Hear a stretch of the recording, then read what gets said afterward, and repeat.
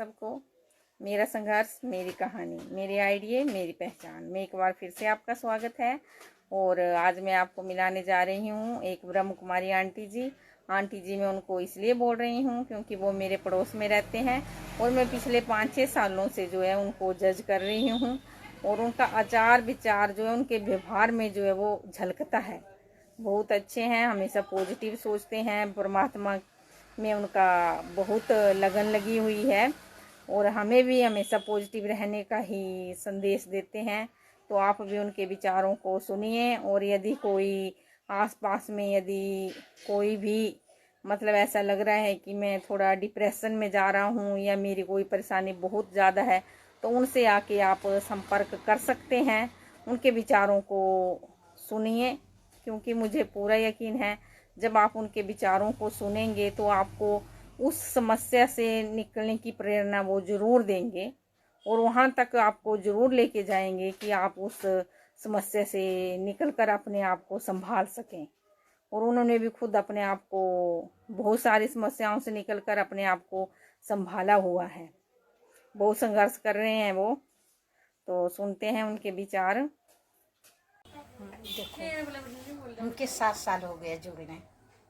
परमात्मा का ज्ञान जब शुरू में मैंने सुना, एक ही गाना सुना कि बच्चे मैं आ चुका हूँ धरती पर, अब हमके पहचानो। तब मैंने तुरंत भगवान से जुड़ गई। इससे जुड़ गई कि भगवान जब एक बार आता है तो क्यों ना जुड़े उससे। तो हमकी 7 साल ज्ञान लेने हो गया भगवान के ज्ञान में चलते।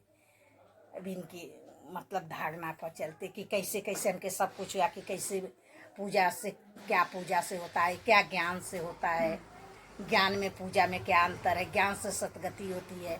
अज्ञान में तो कुछ नहीं होता। मंदिर में जाओ, एक अगरबत्ती जला दो, मन भटकता रहेगा, फिर घरे आ जाओ, अशांत हो जाओ। इसमें लोग बोलते हैं व्रत रखो, तब व्रत अपने मतलब अपने कड़वाहट का व्रत रखो कि आज मैं किसी के दुख नहीं दूंगी, किसी के बुरा नहीं कहूँगी। तो जब आपके अंदर ज्ञान होगा तब ना, नहीं तो मन परेशान हो जाता है। अगर मन की शांति करना हो तो ज्ञान होना, तो पहले अपने के आत्मा समझो, फिर परमात्मा के याद करो, तो चाहे आपको शांति मिले चाहे सुख मिले, उन्हीं से मिलेगा। शांति चाहिए तभी में मिलेगा, सुख चाहिए तभी में मिलेगा, मनुष्य से नहीं मिलेगा। मनुष्य सुख शांति नहीं दे सकता, वो तो खुद ही शांत है, उसको तो खुद ही ज्ञान नहीं है। वो तो खुद ही गुरु करते हैं, लेकिन उसको तो खुद ही मर जाता है, वो तो पारे नहीं ले जाता है। तो उससे क्या फायदा, कुछ नहीं होता है। इस करके ये ज्ञान से सतगति मिलेगा। इससे भाई जब मैं जुड़ी ना, तो हमें बहुत अनुभूति हुई, हमें बहुत सुख शांति से जीती हूँ। पहले बहुत देखो, परमात्मा युगे नहीं आता है, एक ही बार आता है। एक ही बार वो 100 साल का संगम होता है, संगम और सत्ययुग दोनों का मतलब संगम होता है। तो ये समय जो भगवान की पहचान के मतलब अपने की आत्मा पहचान के परमात्मा की याद करेगा, तो उसको जैसे कहते हैं भगवान आया तो क्या भाग बांट रहा था, तो काय आप सोए थे, बोलते हैं ना। तो भगवान यही समय भाग बांटता है।